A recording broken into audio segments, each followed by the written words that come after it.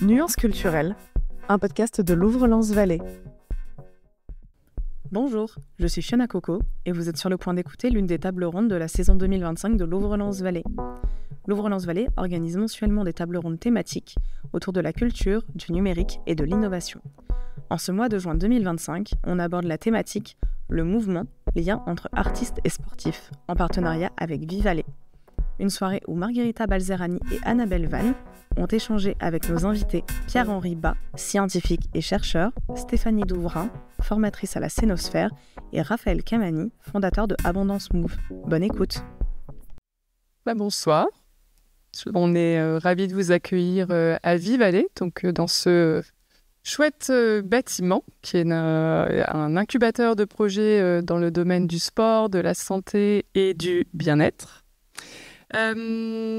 Donc juste quelques mots sur Vivalet. Donc c'est animé par Eurasanté et c'est soutenu par la communauté d'agglomération de Lens-Liévin. On a souhaité avec Louvre-Lens-Vallée qu'organiser cette rencontre autour du mouvement. Ce thème est universel et pourtant vraiment propre à chacun. On bouge tous différemment, on n'a pas tous les mêmes capacités, les mêmes objectifs. Donc c'était aujourd'hui notre souhait d'avoir un regard croisé un regard croisé entre science, art, danse et sport. Évidemment, je tiens à remercier Louvre-Lens-Vallée, l'équipe féminine de Louvre-Lens-Vallée, d'avoir co-organisé cette conversation avec nous. Et puis, donc, c'est Margherita qui va pouvoir animer cette table ronde, enfin cette conversation. Et donc, on a la chance d'avoir 3 intervenants. Donc, Pierre-Henri Bas, qui est ingénieur-chercheur et historien, qui va nous parler d'un projet Get in Past. Raphaël Kamani, danseur et fondateur de la structure Abondance Move, et Stéphanie de l'association La Scénosphère, qui est une compagnie d'improvisation. Donc chacun va pouvoir se présenter et présenter comment il perçoit le mouvement. Et donc, je laisse la parole à Margherita. Merci beaucoup. Et on est ravis d'être ici, dans ce beau lieu, de changer du lieu. Et surtout, voilà pourquoi Vivalet et Louvre-Lens-Vallée, parce que nous sommes tous les deux des structures qui sont financées par la même agglomération, l'agglomération Lens-Liévin. Et on souhaite à chaque fois collaborer, réfléchir à des regards croisés, toujours remettre en perspective le regard et s'enrichir, vous enrichir surtout, sans plus attendre. Une petite ouverture par Pierre-Henri Bas, qui est docteur et historien et qui collabore avec Yann Coelho, qui est chercheur en sciences cognitives. Il s'excuse de ne pas pouvoir être là.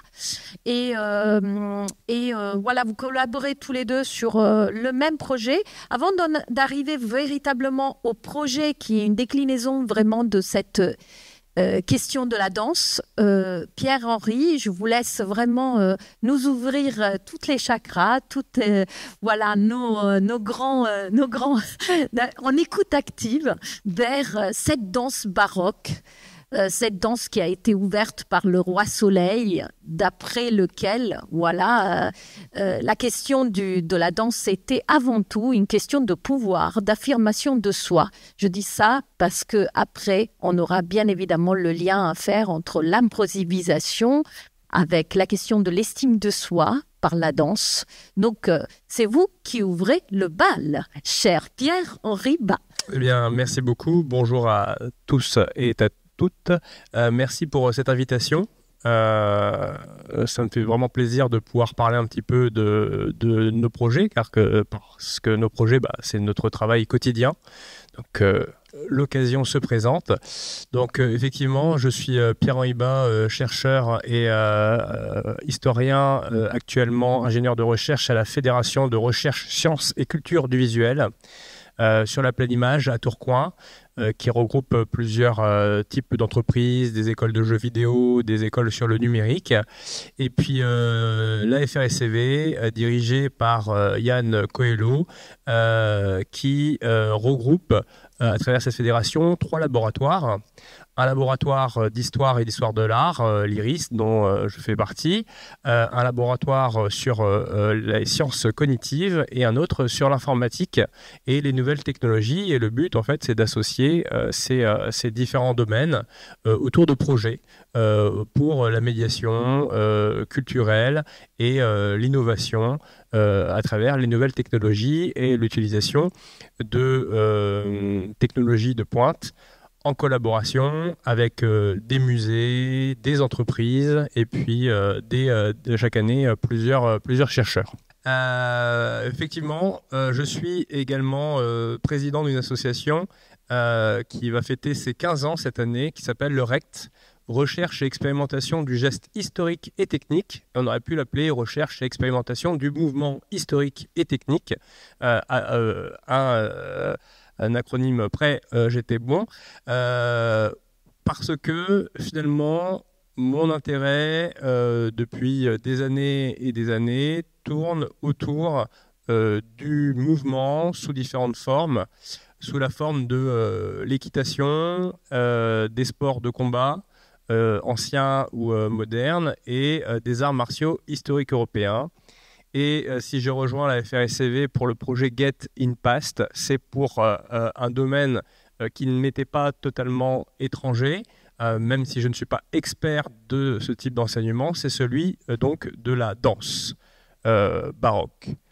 Alors on travaille sur le projet Get in Past qui consiste à mettre en lumière les traités de danse rédigés au XVIIIe siècle, après finalement à la fin du règne de Louis XIV. Louis XIV était un féru de ce qu'on appelle les danses baroques, ou plus communément appelées les belles danses. Et ces danses se sont développées sous différentes graphies, ce qu'on appelle les chorégraphies. Et donc on va travailler sur ce type de traités techniques. Et en parallèle de ces traités techniques, on a trouvé un manuscrit à Valenciennes, justement, qui a été rédigé par le chorégraphe Auguste Ferrer, qui, pour un spectacle qui a eu lieu en 1782 à Valenciennes, a écrit un spectacle de danse. Et c'est un des rares manuscrits, voire le seul, qui reprend à la fois les partitions musicales que vous voyez tout en haut et les partitions de danse. Alors vous allez me dire, ça représente quoi? Eh bien, en fait, il faut diviser ces carrés, ces 8 carrés par section qui suivent le rythme. Et puis, vous voyez, vous avez des points blancs et des points noirs. Et en fait, ces points blancs et ces points noirs représentent des personnes. Les noirs pour les femmes, les dames, et les points blancs pour les hommes. Et c'est une danse collective. C'est une danse de 8 personnes qu'on appelle donc des contredanses. Il y a un lien avec la danse country, en fait, qui est d'origine anglaise initialement. Et donc, vous avez ces 4 couples qui vont danser, qui vont suivre, vous voyez, ces mouvements, justement, eh bien, ce sont les trajectoires qui vont être opérées par chacun de ces individus. Mais quand vous dansez, vous ne pouvez pas simplement vous mouvoir sur la piste de danse, que ce soit celle d'un bal ou d'un théâtre. Vous devez également danser, faire des pas de danse. Et donc, ces pas de danse, en fait, ont toute une littérature technique que vous retrouvez sur les textes au-dessus. Par exemple, ici, vous avez contre-pas et ballotté devant les femmes, chasser à 3 pas, contre-pas, chasser, bref, des termes techniques. Et donc, le but, c'est de partir sur la lecture automatisée de ce type de manuscrit, avec des retranscriptions possibles, pour générer des avatars en 3D, en fait, qui vont suivre ces mouvements. Donc, on va utiliser l'intelligence artificielle et la motion capture, et pour la création et la génération d'agents virtuels qui, on en reparlera peut-être, ont le côté le plus humain possible, parce que souvent aujourd'hui on a un niveau de la technologie où les avatars sont froids, n'ont pas de communication très humaine.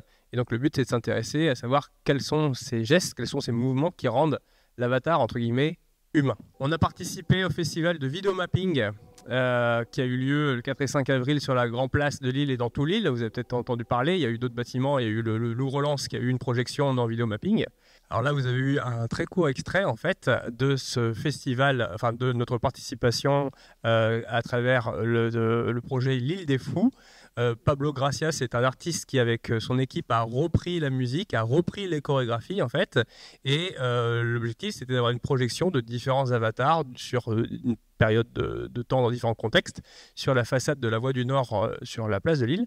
Pour la première fois, en fait, on a eu aussi un dispositif qui a permis de mettre, de projeter au sol différents cercles de couleurs où le public était invité à expérimenter, à bouger leur propre corps en fait, pour essayer de suivre ses pas et mimer les pas de danse, donc avec une interaction assez unique pour le public.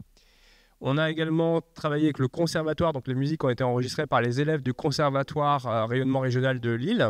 Et donc ça, c'est une conférence spectacle qu'on a donnée le 13 mars. Et donc ça, c'est les élèves du conservatoire de Lille qui ont reproduit la danse que vous avez vue initialement. Donc là, c'était les élèves du conservatoire qui ont travaillé sur cette danse avec les musiciens qui jouaient le morceau. Donc ça donne un petit peu l'image sur la partition de danse. Et donc l'objectif, en fait, c'était à partir de la partition de danse, on va le voir, de faire de la motion capture avec Guillaume Jablonka. Sur la vidéo précédente, il n'y avait finalement pas les hommes? Alors oui, en gros, il y a eu plusieurs représentations avec des hommes et des femmes, et là, il n'y avait pas assez de garçons, donc on a remplacé certains... Et sur les 8, finalement, voilà, avec eux. on a mis, mais qui ont suivi la chorégraphie des hommes. Donc le but, c'est de travailler en motion capture, c'est-à-dire qu'on va mettre des capteurs sur le corps de Guillaume Jablonka et de Chloé, qui sont des experts de cette danse-là, en fait, pour enregistrer leurs mouvements. Et à partir de ce mouvement-là et de la lecture automatisée des partitions de danse, en fait, on va avoir des agents virtuels qui vont danser. Et ces agents virtuels vont porter des costumes d'époque sur lesquels on travaille et sur la reproduction d'un théâtre baroque du XVIIIe siècle. Avoir un écran et puis pouvoir se balader comme ça sur différentes places du théâtre et puis voir un petit peu ce qu'on voit et ce qu'on entend. Donc ça, c'est le projet Get In Past, qui est beaucoup plus complexe et je pourrais vous en parler pendant des heures. Mais je passe à un autre sujet. Vous l'avez entendu, le gling gling gling gling, c'est pas de la danse, c'est de l'escrime. C'est l'expertise donc de mon association qui travaille avec pas mal de musées sur la pratique modernisée de gestes anciens à partir des traités d'escrime de l'époque médiévale du 15e au 19e siècle. Là, vous êtes sur du sabre d'Alexandre de Valville, du sabre franco-russe. Et donc, à partir des textes et des techniques exploitées, nous nous entraînons plusieurs fois par semaine et nous sommes en mesure de faire des représentations dans différents musées ou aux archives nationales ou aux archives départementales du Nord, en fait, pour montrer. Donc, l'association RECT, créée il y a 15 ans. Donc là, c'était au château de Chantilly pour la nuit des musées. Là, c'était à Asnapio la semaine dernière pour les journées européennes de l'archéologie. Donc, on travaille beaucoup l'escrime de duel. Donc, le but, c'est de s'entraîner avec nos 90 adhérents sur des gestes techniques qui ont une véracité historique. Et puis, on fait également un petit peu de maniement collectif avec des pics de 4 mètres pour représenter de l'armement du début du XVIe siècle. Donc le but est d'expliquer au public finalement le contexte du maniement de ces armes-là dans des contextes ludiques, dans des contextes de sport, d'opposition, et donc à travers de véhiculer les mouvements et les gestes historiques, éventuellement de les inviter à participer. Donc voilà. Et donc ça fait 15 ans, nous sommes présents sur l'île depuis de nombreuses années, puis Amiens et Dunkerque, avec chacun avec des spécialités, avec des périodes différentes. Mais encore une fois, entre la danse, l'escrime, l'équitation, les sports de combat, on est sur la logique du mouvement avec ces apports et ces échanges qui sont très importants. Et même si on se tape dessus, on s'aime les uns les autres et c'est ça le plus important. Je vous remercie. Merci beaucoup. Avez-vous des questions? C'était par rapport aux époques que vous étudiez du coup pour ces représentations d'escrime, etc. Est-ce que vous prenez des C'est vraiment à partir du 16e, 15e, ou ça peut venir encore avant, sur le bas Moyen-Âge, des choses comme ça? Peut-être c'est moins documenté. Alors effectivement, c'est vrai, en fait, il y a deux approches. Il y a une approche qu'on appelle l'archéologie du geste, en fait, c'est de travailler sur l'interprétation des gestes historiques à partir du matériel non technique, c'est-à-dire que on va s'intéresser à la reproduction d'épées, la réalité du maniement de telle arme, la logique qu'il y a derrière, et ça nous permet de remonter à des périodes antérieures aux périodes les plus documentées, donc au XIIIe siècle notamment, même s'il y a quelques sources. Et ce que j'ai fait il y a des années, on a fait pas mal de combats antiques. Pour l'Antiquité, on n'a pas de traité technique quand on fait du combat de gladiateurs ou du combat romain où il n'y avait pas de source technique. Et donc ça, on le différencie de ce qu'on appelle l'expérimentation gestuelle, hein, c'est-à-dire expérimenter les gestes et les mouvements à partir de sources qui ont un projet didactique, un projet pédagogique. À partir du moment où il y a quelqu'un qui s'est mis derrière une table et qui a décidé de rédiger quelque chose pour le transmettre aux générations futures et qui a voulu expliquer en détail certains gestes ou certains mouvements. Et ça, cette démarche-là, c'est la fin du XVe siècle. Et donc là, on est plus spécialisé, nous, dans cette période, même si on fait ça 15e, 16e, et puis après 17e, 18e, on s'arrête à la Première Guerre mondiale avec du sabre et de la baïonnette. On est multi-période, même si on a des choix de spécialité, mais par rapport à la médiation grand public, le but, c'est de montrer des choses qui intéressent aussi le plus grand nombre. Et puis pour mon travail d'historien, je reste dans ma spécialité de la fin du Moyen-Âge et puis de la Renaissance. Merci. Ça me vient tout de suite à l'esprit, parce que ça, c'est très occidental. Je me permets de le dire. C'est-à-dire que, en fait, la danse baroque, ça reste quand même très occidental. Est-ce que vous êtes dans une démarche comme dans les littératures comparées, de dire quelles sont les danses qui se dansent ailleurs, dans d'autres continents, à la même époque, dans des danses aborigènes? Je pense notamment à la question de la capoeira, qui regroupe à la fois une danse, la mort pour la musique, mais la mort pour la musique, et surtout c'est une danse de combat. Et c'était une danse qui permettait justement aux esclaves de s'émanciper de leur forme d'esclavage et qui faisait en cachette. Est-ce que vous êtes aussi dans une démarche de comparaison avec d'autres cultures? Alors, non. Je dis non parce que le bassin finalement européen est déjà très très large en fait, et donc entre guillemets pour recentrer chaque sujet on aurait besoin, et en fait on s'est rendu compte que la difficulté c'est que quand on s'intéresse à une action motrice, en fait quand on s'intéresse à un geste, on peut très bien retrouver la figuration de ce geste là ou ce même geste dans d'autres civilisations à des cultures très différentes, et en fait il y a un risque d'avoir un espèce de biais cognitif, en fait de vouloir voir quelque chose de très commun alors que le contexte social, culturel, intellectuel peut être très différent. L'exemple type, c'est que si je vous montre des techniques de lutte médiévale germanique, vous allez me dire « Ah ben, je l'ai vu au judo ou au jujitsu japonais ». Et entre guillemets, on va faire le lien en fait. On va dire « Oui, mais cette technique-là, je la connais, c'est la même ». Et non, c'est pas la même. Le geste, le mouvement peut être très similaire, mais le contexte fait que d'un point de vue de la communication, de sa signification, peut être très différent. Mais c'est des sujets qui seraient intéressants à mener, mais c'est un grand écart intercontinental que je ne me risque pas à faire. Donc on continue avec Stéphanie, merci beaucoup. On continue avec cette question au-delà de la danse, du mouvement comme biais de amusement, sur la question de l'estime de soi, du pouvoir que la danse peut avoir sur l'émancipation de tout à chacun. Et Stéphanie Devourin, vous êtes chargée de formation à la Scénosphère, qui est un groupe qui regroupe plusieurs choses, surtout du spectacle vivant. Oui. Premièrement, l'activité de l'improvisation théâtrale. Tout à fait. Vous allez nous expliquer comment. Les pieds sur scène, destinés aux entreprises et à la team building. Impro Academy, qui est vraiment destiné aux scolaires, les particuliers et les centres sociaux, donc une valeur très très importante aussi d'émancipation, et l'improvisation. Les trois organismes de formation sont spécialisés dans les aisance relationnelles, la Ligue de l'improvisation, autour des valeurs d'humilité, de partage, en associant le talent et la performance. Donc, dites-nous quelles sont les valeurs de la réussite d'une bonne impro et comment l'impro peut être déclinée sur toutes ces différentes publics. Oui. Alors, j'explique rapidement. La scénosphère, c'est vraiment une structure qui est spécialiste de l'improvisation théâtrale. Est-ce que tout le monde connaît ce qu'est l'improvisation théâtrale? Eh bien, voilà. Merci de l'avoir assumé. Je sais que c'est important de le vérifier parce que, en fait, c'est du théâtre. Voilà. Sauf que l'improvisation théâtrale, c'est on arrive sur scène et on va créer une histoire dans l'immédiateté. C'est-à-dire qu'on n'a absolument rien préparé.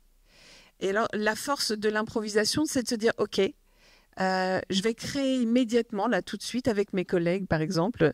Mais surtout, je ne vais jamais créer 2 fois la même histoire. Et il y a donc une forte place au mouvement. Puisque de mon mouvement, ma façon de me positionner, va découler peut-être une idée, va faire germer chez mon camarade de jeu une idée, une suite à cette histoire, et on va créer ensemble. Là, on va vraiment créer ensemble. Donc, je reviens sur l'idée de sur la scénosphère. L'improvisation théâtrale, c'est notre spécialité, et ça se décline en une ligue d'improvisation, donc on est sur du spectacle pur, d'accord ? L'école d'improvisation théâtrale, où effectivement, nous, adultes, pouvons aller nous former à l'improvisation vraiment dans le spectacle en lui-même. Hein. Mais la bonne nouvelle, c'est qu'au-delà du loisir, il y a une vraie technique, parce que improviser, c'est pas arriver, faire tout et n'importe quoi, raconter tout et n'importe quoi, surtout pas. C'est une vraie discipline avec des règles, et pourtant, on crée des nouvelles choses à chaque nouvelle séance, à chaque nouveau spectacle. Donc c'est juste puissant. Au-delà de ça, de cette école d'improvisation théâtrale où nous intervenons d'ailleurs dans les structures scolaires pour aider nos jeunes à travailler leur gestuelle, à travailler leur non-verbal et leur posture. Lorsqu'on passe le grand oral et on est en pile dedans, on a intérêt à être un tout petit peu pertinent sur sa posture. On peut avoir un discours qui est hyper pointu, hyper technique et juste bon, excellent. Si on ne sait pas le mettre en exergue au travers de ses mouvements, la pertinence, elle n'y est plus du tout de la même manière. Voilà. Donc ça, c'est important. Là, on a l'école d'improvisation pour nous, les adultes, et pour nos jeunes, et pour les milieux sociaux, des structures sociales, pour aider justement à la reprise de cette confiance en soi qui est chère à 99% d'entre nous. Donc, on va travailler là aussi sa gestuelle pour gagner en confiance. Et alors, curieusement, moi, je suis absolument convaincue, et je le vérifie tous les jours, que c'est d'abord se mettre en mouvement qui fait qu'on se sent mieux et que notre parole est libérée et que notre façon d'être est libérée. Notre profil, nos talents sont libérés. C'est d'abord se mettre en mouvement, avoir une posture ouverte, par exemple, pour que nous-mêmes, on se sente ouvert à l'autre, pour faire court. Nous avons également donc les pieds sur scène. Les pieds sur scène, c'est l'organisme, anciennement l'organisme de formation, qui a maintenant changé depuis un mois. Et c'est désormais une structure dédiée à la partie team building, on va dire la ressource comédien au service d'un événement d'entreprise. Donc, c'est l'événementiel d'entreprise. D'accord ? Nos comédiens viennent et vous font sourire, ou alors peuvent, là, sur une problématique, par exemple, en entreprise, une problématique bien précise et qui nous est communiquée, on va travailler avec les comédiens sur un théâtre forum. Ça vous dit quelque chose, théâtre forum? Les comédiens jouent, le public réagit. Ah, ça ne va pas, j'aurais fait autrement. Ok, on va le jouer. Et on voit ensemble et on peut régler des problématiques d'entreprise avec ce sujet. non négligeable non plus, également, à travers le mouvement toujours, notamment, et les mots. Et enfin, donc, c'est tout nouveau, vous avez presque la primeur, le jour 3 qui a été dissocié de Les Pieds sur Scène, qui est l'organisme de formation professionnelle, qui utilise l'impro comme média. D'accord. Donc, on va travailler bien sûr sur ce mouvement, sur cette importance du non-verbal, également du verbal, et on va associer des techniques et des théories issues notamment des neurosciences et autres. Hein. Vous avez déjà entendu parler de la communication non-verbale, des profils de personnalité, des systèmes de pensée de Daniel Kahneman, etc. Donc, on va travailler avec l'impro pour conscientiser et vous faire développer vos compétences en matière de communication, notamment. Et automatiquement, qui sait communiquer va gagner en confiance. Automatiquement. Enfin, c'est un cercle vertueux. On s'ouvre, on communique différemment, on prend le temps et il se passe des choses juste dingues. Voilà les 4 structures. Donc, je crois que j'ai à peu près résumé, même si moi aussi, si vous me laissez le micro, vous n'allez pas être déçus. J'adore évidemment l'improvisation théâtrale. Cette technique est juste magique. Et cette idée du mouvement et encore une fois du placement de la gestuelle va devancer vos idées. D'ailleurs, pour vous donner un exemple, dans nos cours d'impro, il y a un exercice où on nous oblige, alors on est à 2-3, 3-4 même plutôt, à nous mettre dans des postures étonnantes avec des bras, alors bien sûr, autour d'une histoire toujours. Disons que lorsqu'on raconte l'histoire, il faut illustrer avec des grands gestes. Et à un moment dans cette histoire, le maître de cérémonie, le prof, peu importe, claque dans ses mains et on doit s'arrêter. Il reclaque dans ses mains et à partir de la posture dans laquelle nous étions, on doit changer d'histoire radicalement, à 3 ou 4, en 1 seconde. Donc dans la même posture, ça va nous amener vers une autre histoire. Et bien ça, je trouve ça juste génial parce qu'on se rend compte que grâce au mouvement, notre esprit s'ouvre et il se passe quelque chose. Ça déclenche un truc. C'est-à-dire que concrètement, demain, vous êtes en prise de parole, vous n'avez plus d'idées, bougez. C'est libérateur. Complètement. Bougez. Encore une anecdote, en concours d'éloquence, j'étais jurée, et j'avais une personne qui n'avait plus d'idées, qui me dit « Non, j'ai perdu j'ai perdu le fil, là, je ne peux plus. » J'écoute, fais un tour sur toi-même. Et je vous jure, elle a fait un tour sur elle-même, elle est revenue. Et donc, waouh.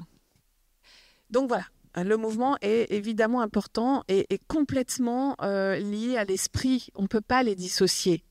Libérons nos esprits. Voilà, je m'arrête là parce que Margarita, sinon je m'arrête plus. Alors, pour la petite anecdote, je me présente, je m'appelle Zéphyr Mas, je suis auteur-illustrateur et je suis malentendant. Et en fait, ce que vous nous racontez, ça me rappelle quelque chose. Il y a quelques années, j'ai fait un stage de remise à niveau de l'ASF, donc du langage des signes, parce que c'est une langue, j'adore faire ça, mais bref.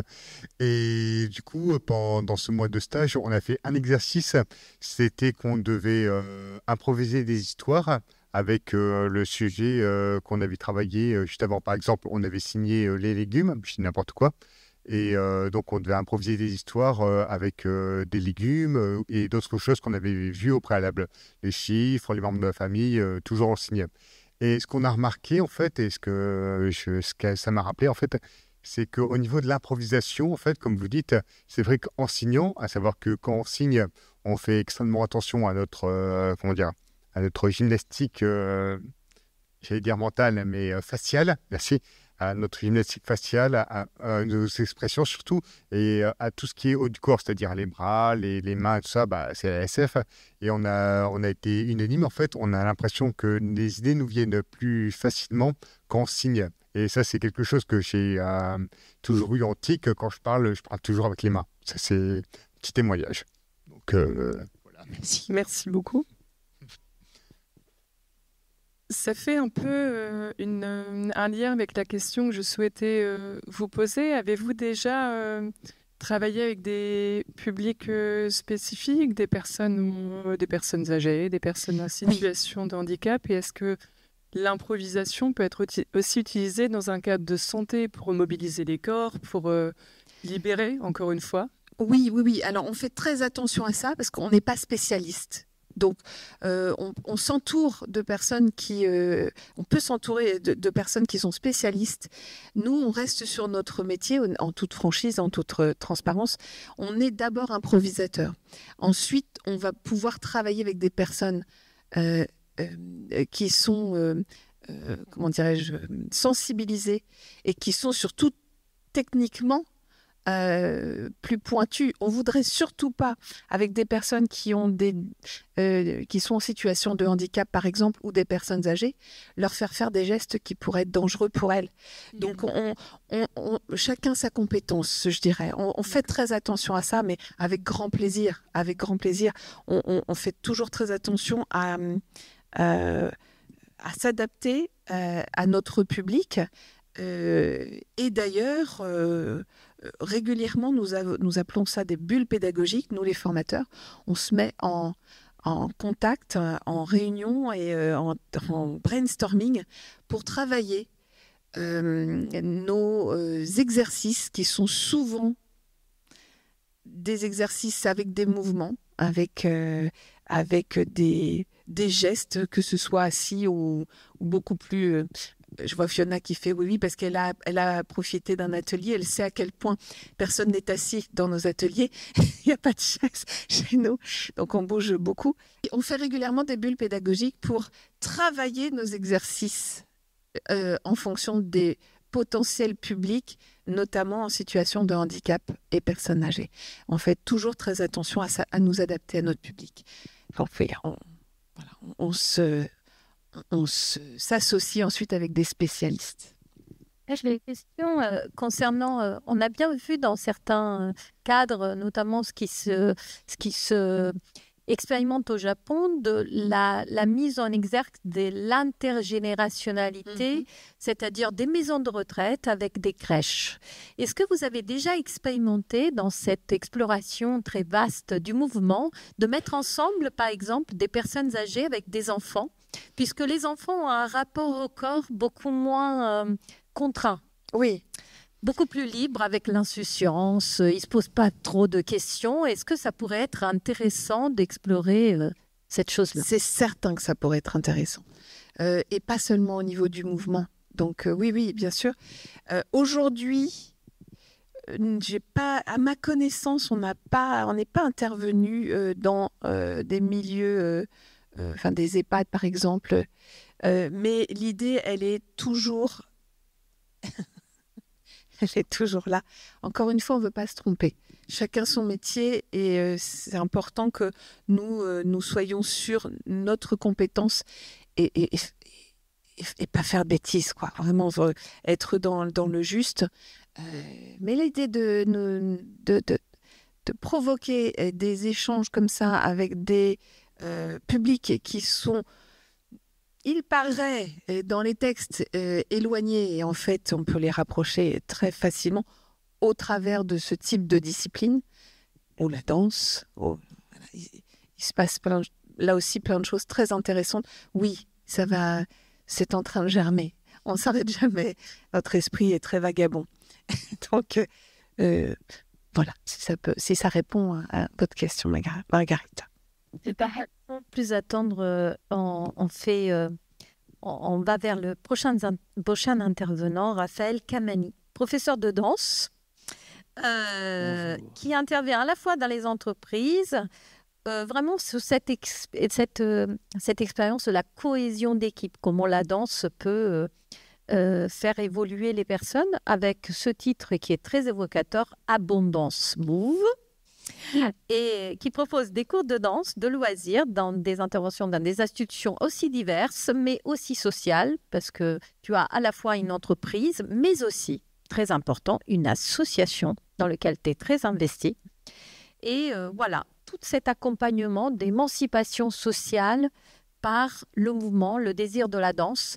Moi, j'ai envie que tu nous expliques aussi ton parcours, ton mouvement, d'où tu es venu et comment tout ça est arrivé. Parce que voilà, c'est aussi important de savoir comment on est arrivé à apprendre aux autres comment on a ce désir de mouvoir. Ok. Rebonjour à toutes et à tous. Du coup, si je dois parler de mon parcours, moi quand j'étais jeune, j'étais un petit peu en quête, on va dire, identitaire dans un premier temps. Parce que voilà, je suis devant vous, je suis un garçon métis, mais voilà, quand on est jeune et qu'on est métis, en fait, c'est comme si, je dis bien c'est comme si, on était noir parmi les blancs et blanc parmi les noirs. Du coup, on a beaucoup de mal à trouver sa place. On a vraiment beaucoup de mal à trouver sa place parce que, quand on se rapproche d'une certaine typologie de profil, on nous met dans une case et vers une autre, on nous met dans une autre case. Donc voilà, j'avais un petit peu cette quête identitaire qui était un vrai sujet pour moi. Et à côté de ça, j'étais aussi très mauvais élève. Voilà, je me comportais pas très bien à l'école. J'ai fait plusieurs établissements scolaires, j'avais du mal à tenir. Et la raison cachée derrière ce comportement, c'était que j'étais aussi en échec familial. Donc j'avais, chez moi, c'était pas tout beau, tout rose, on va dire. Et donc du coup, je galérais un peu, on va dire, sur tous les plans. Et en fait, je me suis battu tant bien que mal. J'ai eu mon bac. Dans ma tête, j'étais le président de la République, avec 10,02. J'ai eu mon bac et en fait, j'ai continué vers les études. Et de fil en aiguille, je me suis dit, en fait, je ne me connais pas encore. En fait. Donc, voilà, on ne dirait pas, mais je suis aussi allemand. J'ai un grand-père allemand, un père camerounais, donc une mère franco-allemande et un père camerounais. Donc, j'avais besoin, ne connaissant pas mon côté noir, d'aller à la rencontre de mon côté blanc, forcément, puisqu'on se cherche beaucoup en étant jeune. Et voilà, donc j'ai été plus loin dans mes études, etc. Et j'ai été jusqu'au master comme ça. Donc j'ai passé 3 ans en Allemagne.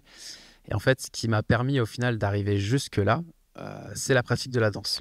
Parce qu'en fait, moi, ça m'a clairement sauvé. Ça m'a clairement aidé. C'était quelque chose qui m'a beaucoup apporté dans ma vie. Et donc du coup, après mes études en Allemagne, quand je suis revenu en France, je me suis dit, ok, j'ai appris énormément de choses.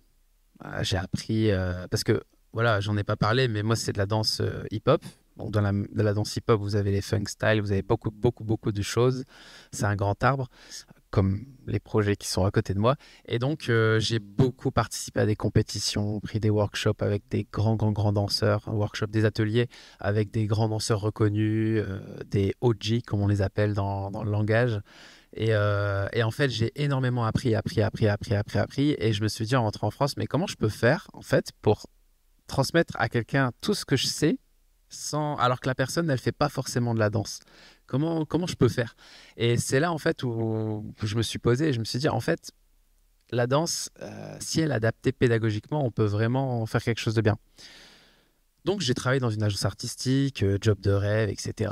J'avais trouvé un job un petit peu sur le pouce et ça s'est pas forcément bien passé et donc je suis parti dans le social. Voilà, je suis parti dans le social d'abord pour moi. Parce que j'étais un jeune en détresse, sans emploi. Et de fil en aiguille, je m'y suis beaucoup plu dans ce domaine. Et j'y ai travaillé. J'ai fini par y travailler. Donc de base, en fait, je suis travailleur social. Et un jour, je devais faire du lien, en fait, parce que j'étais chargé de projet CitéLab. Et en fait, le but d'un chargé de projet CitéLab, c'est de faire du lien entre le territoire et la notion d'entrepreneuriat. Et je voyais que c'était difficile. J'allais dans les quartiers de Tourcoing, j'arrivais avec mon petit sac, en me disant « Ouais, moi, je suis chargé de projet entrepreneuriat, je vais les accompagner, ils vont construire des projets. » J'arrive dans une réunion de copilotage, on me parle d'insalubrité, on me parle d'illettrisme, on me parle de survie. Et là, je me dis « Ah ouais, en fait, c'est pas la même chose. » Et c'est là que je me suis dit « Mais en fait, comment je peux faire pour créer du lien ?» sans forcément faire peur, sans forcément parler de projet, d'entrepreneuriat, d'emploi, etc. Et c'est là que la danse, au final, j'ai trouvé ça pertinent parce que je me suis dit, mais en fait, il faut que j'essaye. Il faut que j'essaye parce que j'ai toujours eu envie de transmettre d'un côté et de l'autre, j'avais l'envie d'être artiste, mais qui était un petit peu partie due à ma mauvaise expérience. Et donc, du coup, c'est par ce biais-là que j'ai essayé de créer du lien et c'est là que le projet Abondance Move, en fait, il est né.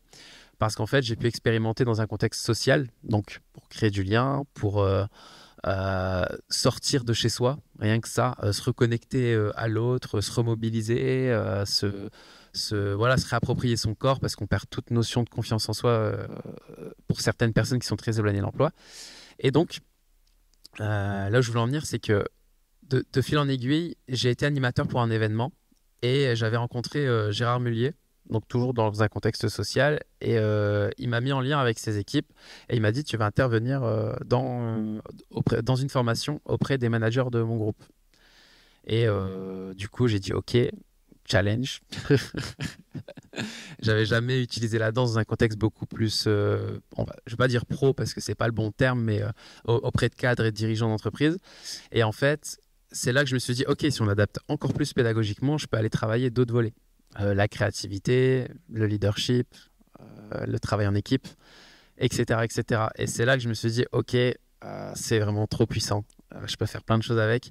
Et c'est là où j'ai voulu créer une structure à proprement dit qui s'appelle Abondance Move.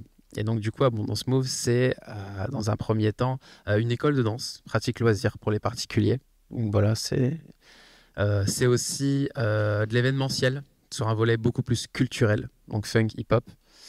C'est aussi des temps de cohésion à destination des entreprises qui sont sensibles à la qualité du travail de leurs collaborateurs, surtout. Et c'est de la remobilisation socio-professionnelle, du coup, par le mouvement.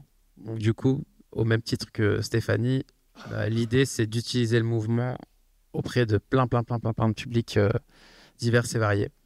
Et ça peut paraître un peu comme une thérapie comme ça, mais non, parce que j'ai quand même fait un travail de dissociation de mon histoire et du projet. Mais je suis quand même convaincu que, intimement, c'est aussi la danse qui m'a, moi, aidé dans ma vie, dans mon histoire, dans mon quotidien. Et donc, du coup, j'avais à cœur de transmettre ça. Voilà. Que ça soit dans un contexte pro, si on parle d'entreprise, ça peut être déjà du lâcher-prise. Voilà, on va au travail. On n'est peut-être pas toujours soi-même. Il y a des valeurs d'authenticité à aller retravailler, de lâcher-prise, voilà, quelqu'un qui travaille au quotidien doit communiquer avec son prochain, etc. On parlait de communication non verbale, ça joue énormément. Quand vous arrivez le matin, vous êtes dans une posture fermée, triste, etc. Ça se voit. Quelqu'un qui est dans une posture de joie, ça se voit. Donc en fait, l'idée, c'est d'essayer par le corps de recréer du lien.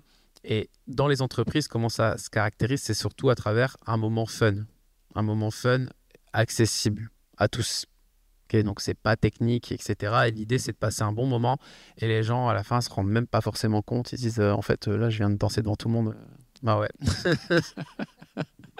Et finalement, donc, vous voilà. préférez accompagner, libérer quel type de public? Vous vous sentez mieux avec les entreprises, avec les jeunes en difficulté? Qu'est-ce qui vous plaît le plus? Et où est-ce que vous voyez le plus finalement de résultats?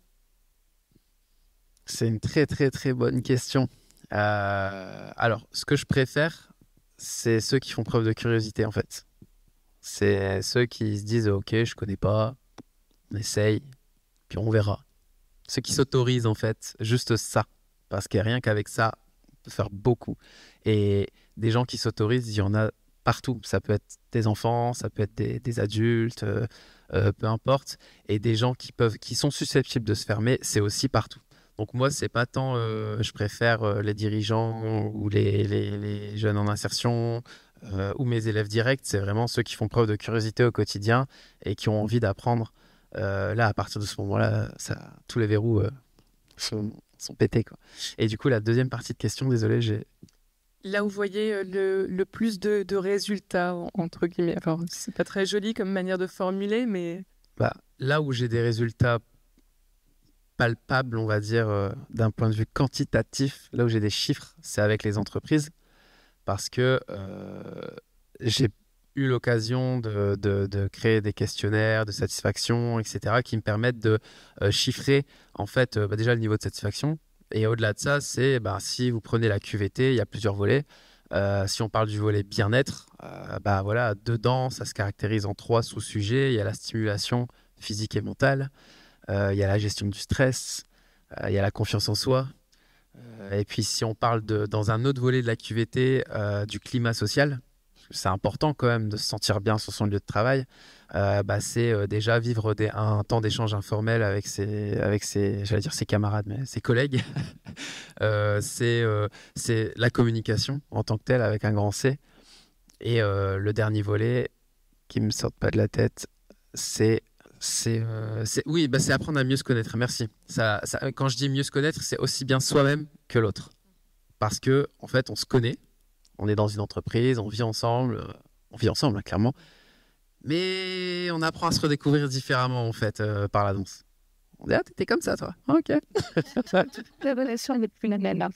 Ouais, du coup, c'est là où on peut parler d'authenticité, puisque justement, ça révèle l'authenticité.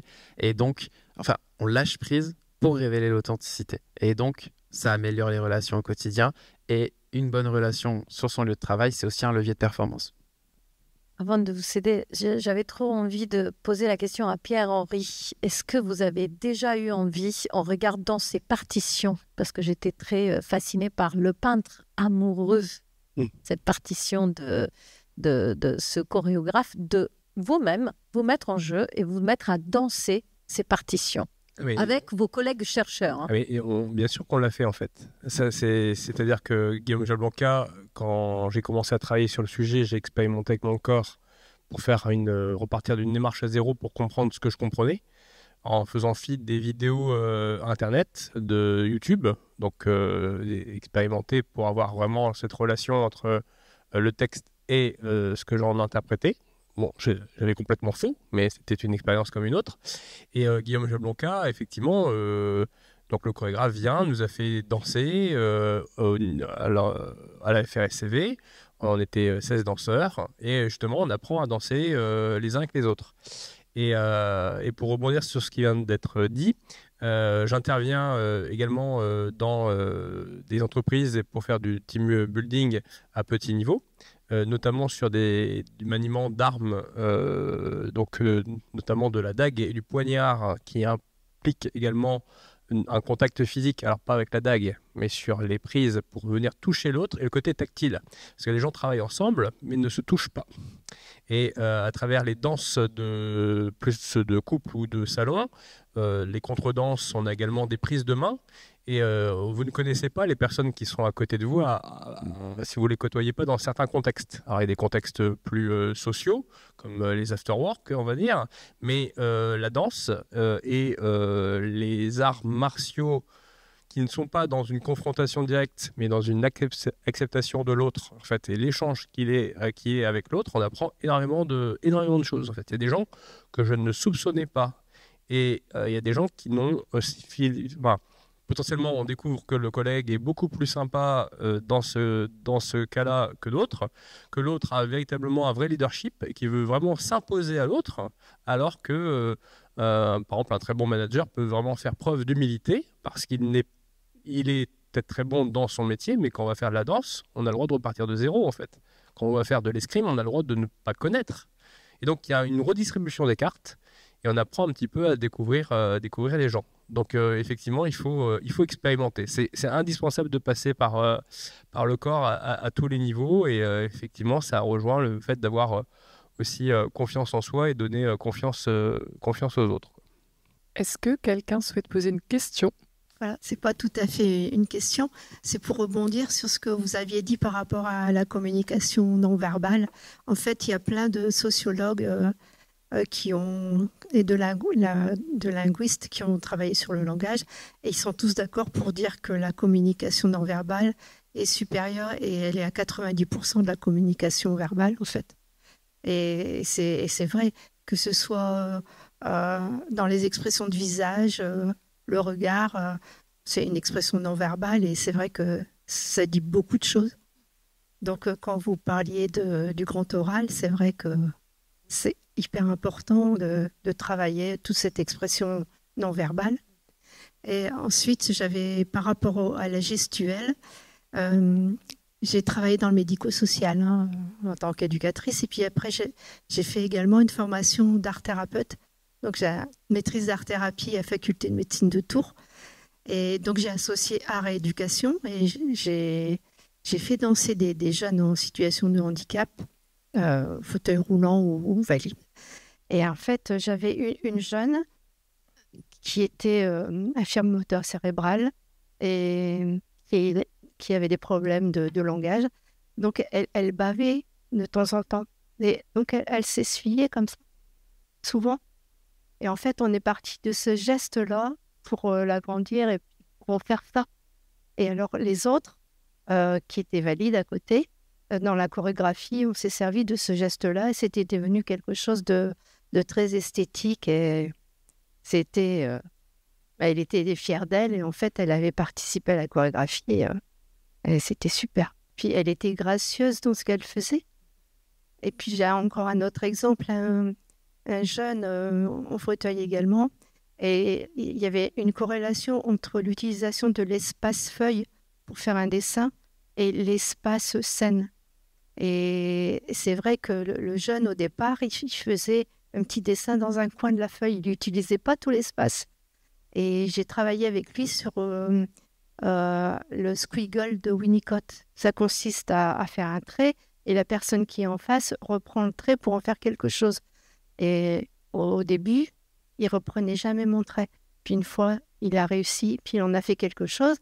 Et puis je me suis aperçue que dans la cour de récréation, il ne restait plus jamais dans son coin. Et il utilisait l'espace et il allait voir les camarades. Et je me dis, ben là, il y a quand même quelque chose, quoi. Alors moi j'ai juste 2 petites questions pour Raphaël. La première, vous avez fait allusion à plusieurs reprises à l'importance que la danse a eue dans votre propre vie.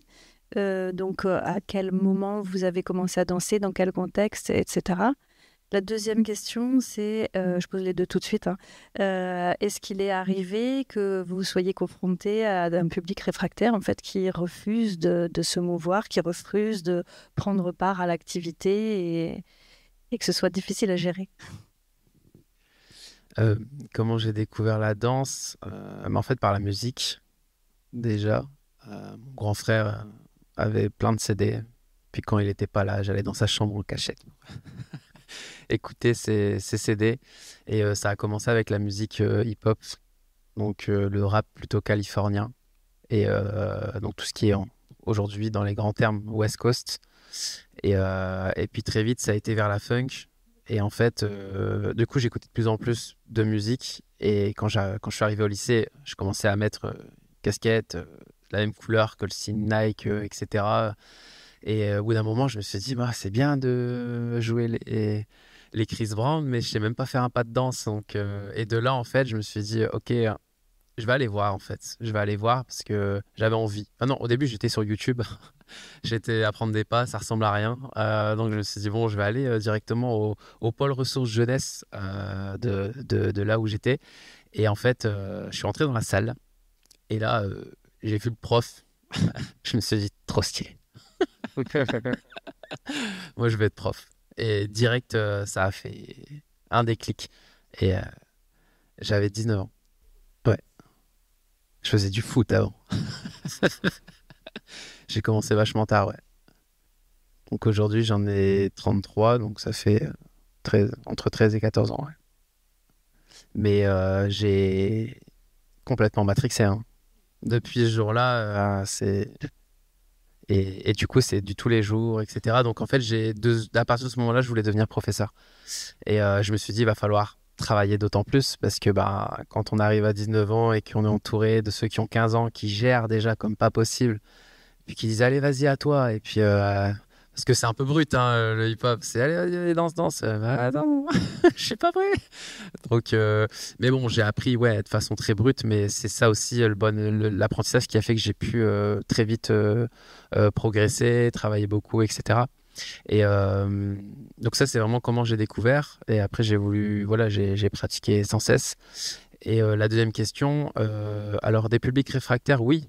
Dès que j'arrive dans un endroit, c'est on va faire de la danse. Donc tout le monde est réfractaire en fait.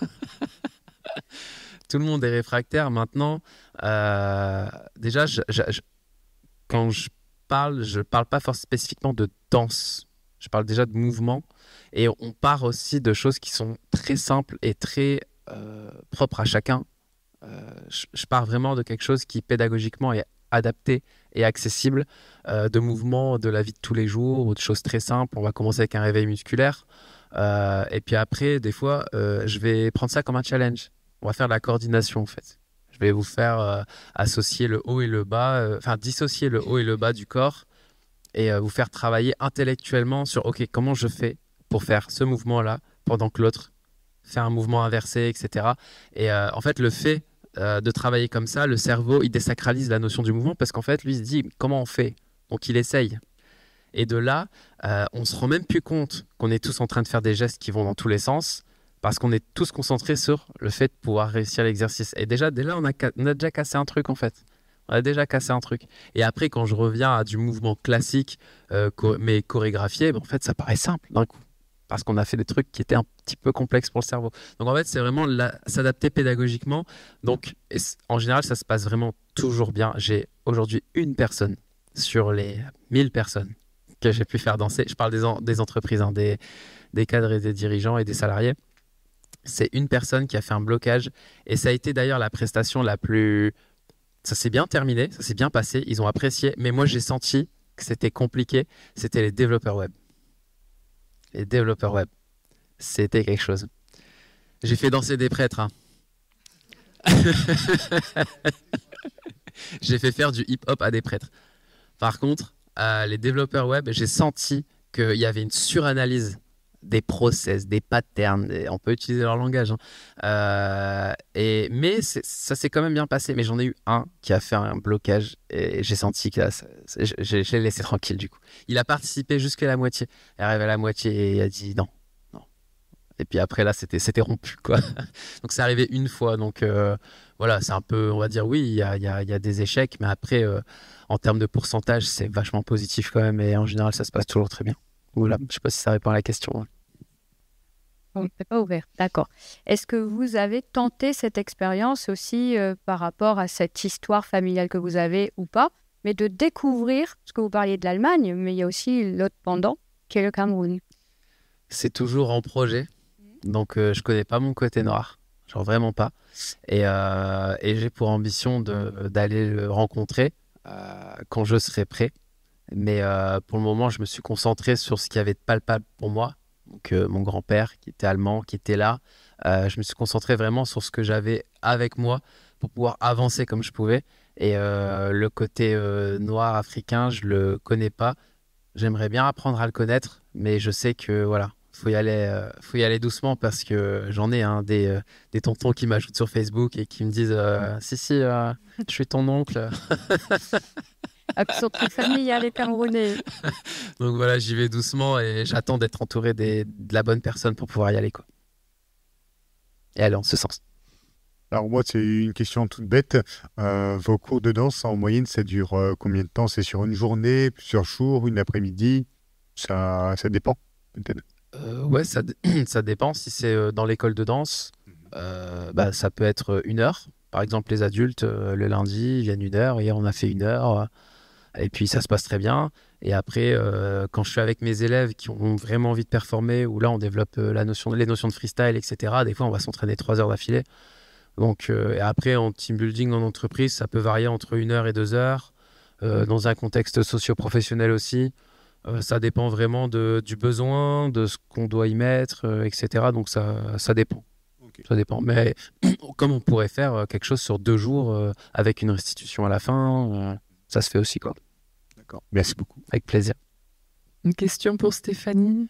Les personnes qui viennent à la ligue d'impro, enfin sur la partie vraiment je viens prendre des cours d'impro, sont généralement plutôt des personnes qui sont très à l'aise dans la prise de parole en public, qui viennent chercher se challenger encore plus qu'avec du théâtre. Ou est-ce que ce sont des personnes qui ont vraiment besoin de ce truc-là pour se lâcher un peu plus lorsqu'elles doivent s'exprimer? Est-ce que vous avez un pourcentage de répartition?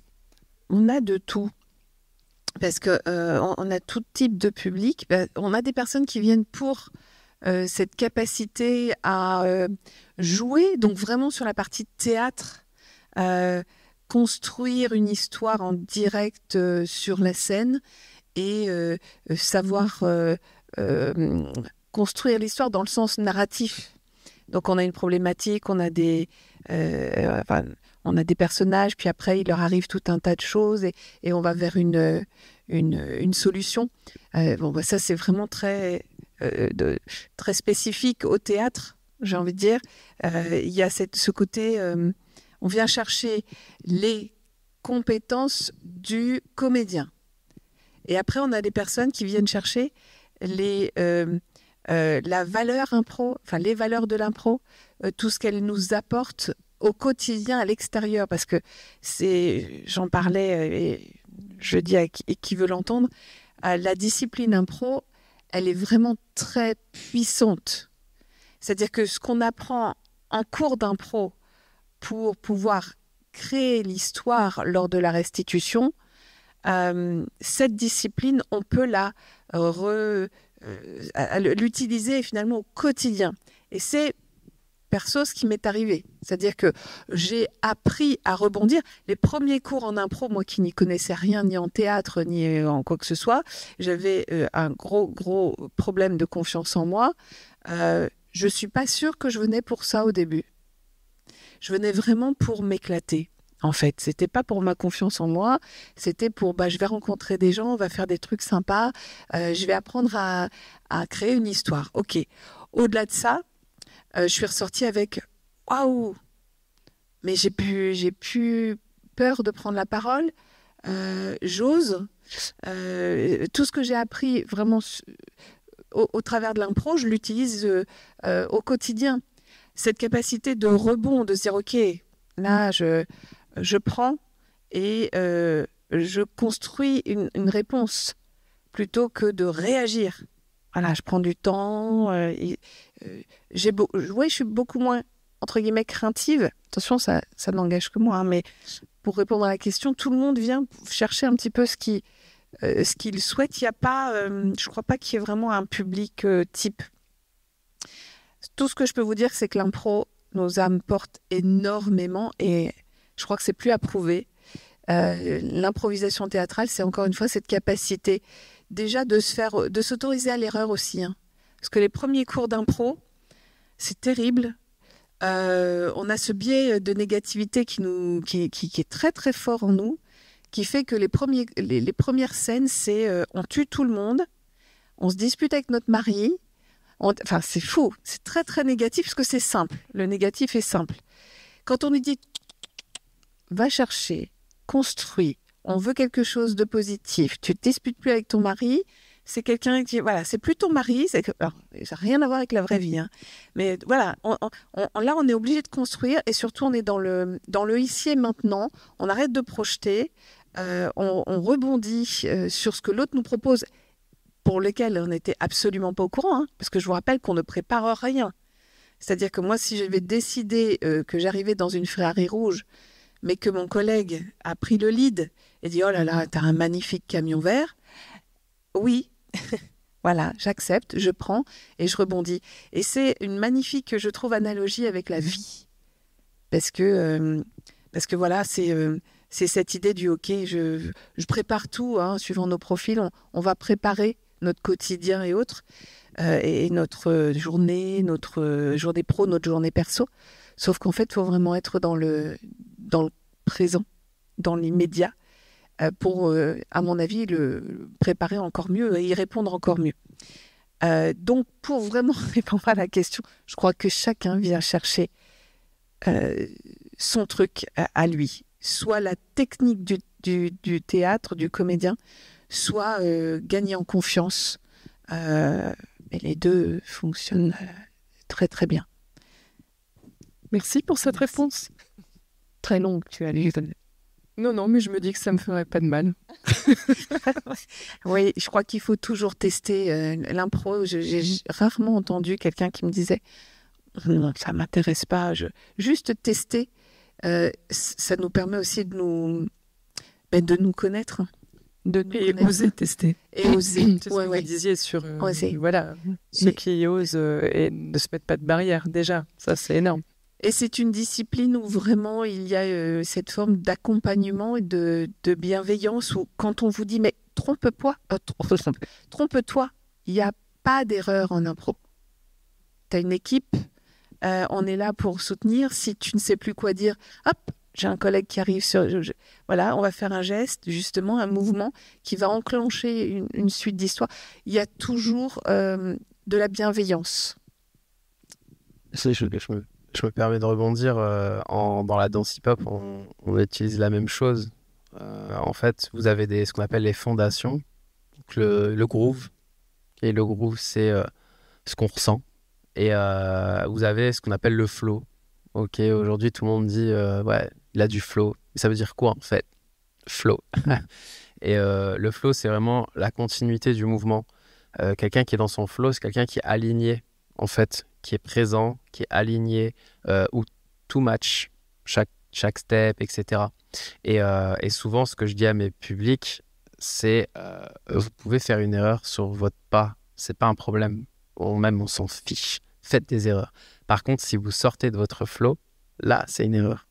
C'est-à-dire que vous sortez de vous-même.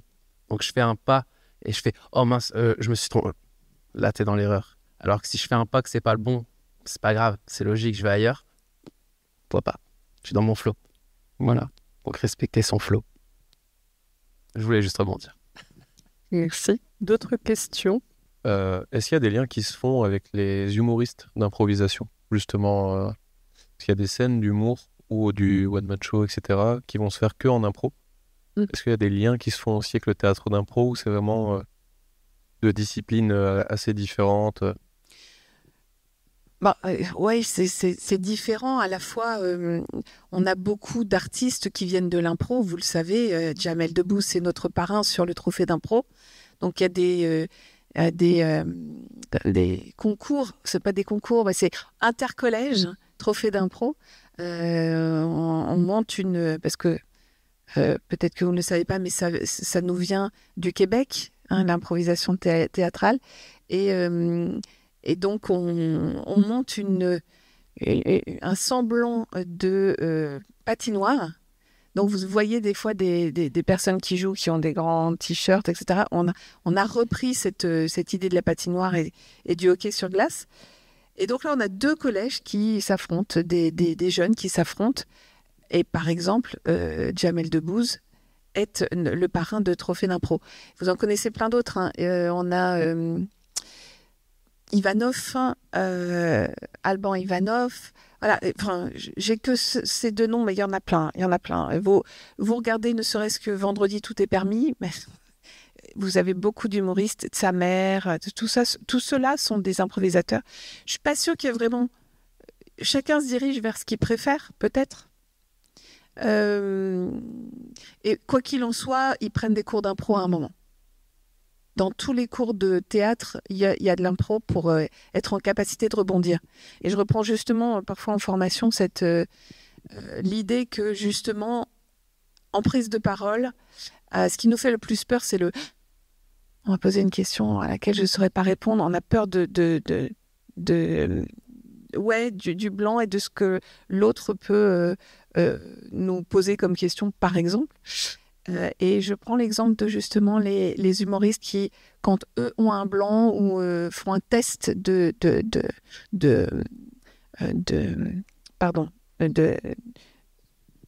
quand ils rodent leur spectacle, ils en font des tonnes. Ils l'assument complètement, l'erreur, plutôt que de faire et ça met tout le monde mal à l'aise. Là, c'est la même chose. Et donc, on va garder des notions issues de l'impro, on va garder des notions du théâtre.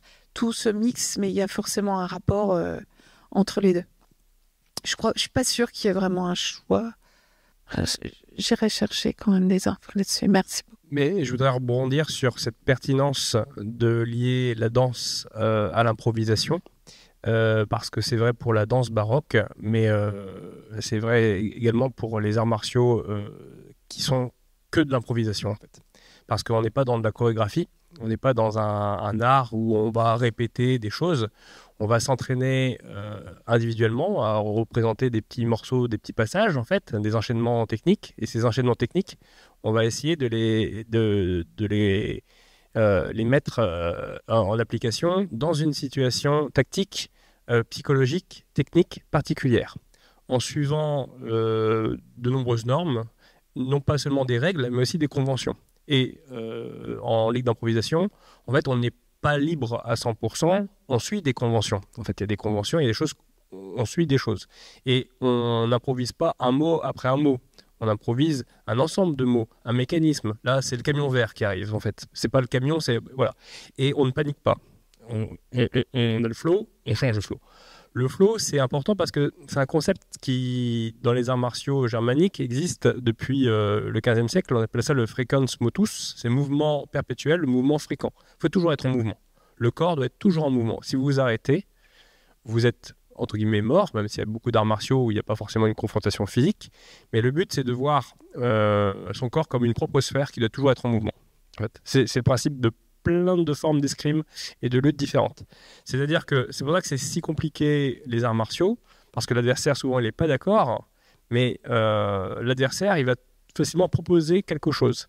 Si c'est un mauvais adversaire et à un moment, il va avoir un moment où il va paniquer, il va être subjugué, il va s'arrêter, c'est plus un adversaire, c'est une cible.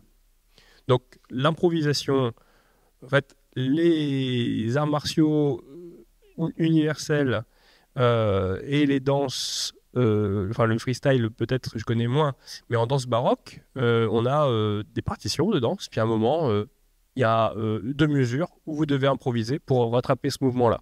En fait, il y a eu des spectacles scéniques et l'improvisation. Et c'est là peut-être que c'est à travers l'improvisation qu'on voit les gens qui ont plus ou moins de talent et les gens qui sont trop à réfléchir, ceux qui travaillent de manière avec une intelligence qui fonctionne de manière encyclopédique, qui doivent gérer la situation de A à Z pour savoir où ils vont arriver, et d'autres qui sont dans l'intuition, d'autres qui sont dans l'analogie. Et pour moi, enfin, il y a plein de différences, mais danse, arts martiaux, escrime, improvisation, tant qu'on travaille avec son corps, en fait, c'est très, très, très lié, en fait. Et c'est à la nature du mouvement et puis de la communication non verbale. Merci aux intervenants et intervenantes, aux participants et participantes, ainsi qu'aux équipes de Louvre-Lens-Vallée et Vie-Vallée. Merci à nos membres fondateurs, la communauté d'agglomération Lens-les-Vins, la région Hauts-de-France, l'Université d'Artois, la Chambre de commerce et d'industrie de la région Hauts-de-France, la Chambre des métiers et de l'artisanat des Hauts-de-France et le musée du Louvre-Lens. La prochaine conversation aura lieu le 9 septembre à Louvre-Lens-Vallée et s'intitule « L'utilité sociale entre éthique et rentabilité ». Retrouvez toutes les infos sur nos réseaux sociaux ou directement sur Hello Asso. À très vite.